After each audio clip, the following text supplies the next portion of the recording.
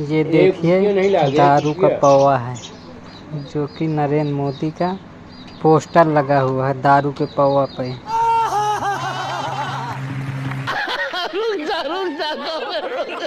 तो भैया देखा, एक तरफ हम लोगों को 2 दिनों से एक पैक तक नसीब नहीं हो रहा है और दूसरी तरफ बीजेपी वाले बैनर पोस्टर में लपेट कर देसी पौवा बांट रहे हैं। क्योंकि लल्लन भैया जब बटेगा पौवा तभी तो होगा 400 पार, वरना 4 जून के बाद बेचना पड़ेगा इन लोगों को आम का अचार। वैसे लल्लन भैया मुझे तो लगता है कि ये शराब बंटवाने वाला प्रत्याशी बहुत ही कंजूस है, क्योंकि एक तो ये 70-80 रुपए वाली शराब बंटवा रहा है और ऊपर से साथ में चखना भी नहीं दे रहा। ये बड़ी अच्छी बात कही आपने, कम से कम साथ में एक 10 रुपए वाली नमकीन की पैकेट ही बंटवा देता, क्या पता इससे ही 1-2 दर्जन नोट बढ़ जाते। गजब बेइज्जती है।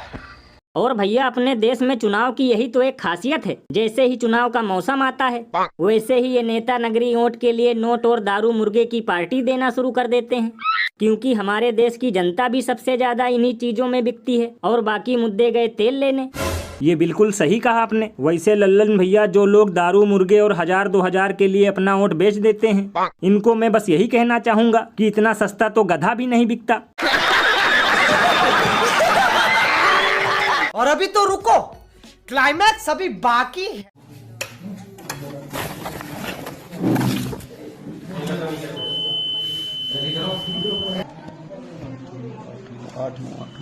ये सब क्या देखना पड़ रहा है? अच्छा है मैं अंधा हूँ।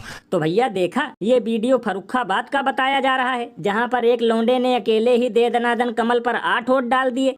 लल्लन भैया इस लड़के ने फर्जी वोट नहीं डाला, बल्कि इसने लोगों को जागरूक किया है कि बंद करो ईवीएम का रोना धोना, इधर चुनाव आयोग ही बन गया है बीजेपी का बाबू सोना।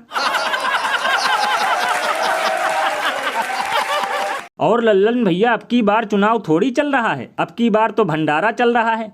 इसीलिए जो कोई आता है 8-10 बार पूरी हलवे की तरह 8-10 बार बटन दबाकर चला जा रहा है। और लल्लन भैया जिस हिसाब से अब की बार वोट पड़ रहा है, उस हिसाब से तो मुझे यही लगता है कि कहीं बीजेपी एक ही राज्य के वोटों से 400 पार ना हो जाए। अरे बाप रे, ये तो धोती खोल रहा है। ये बिल्कुल सही कहा आपने, क्योंकि कहीं कोई छोटे बच्चों से वोट डलवा रहा है, तो कहीं कोई 8-8 वोट अकेले डाल रहा है, तो कहीं कोई कहता है ईवीएम मेरे बाप की है। वैसे भैया सुनने में आ रहा है कि प्रशासन ने इस पर तगड़ा एक्शन लिया है और अब फर्रुखाबाद में 2 बार वोटिंग होगी। तब तो लल्लन भैया ये सुनकर बीजेपी वालों को सदमा लग गया होगा और वो चुनाव आयोग को बस यही कह रहे होंगे, आप मेरे जमीर को चोट पहुंचा रहे हैं।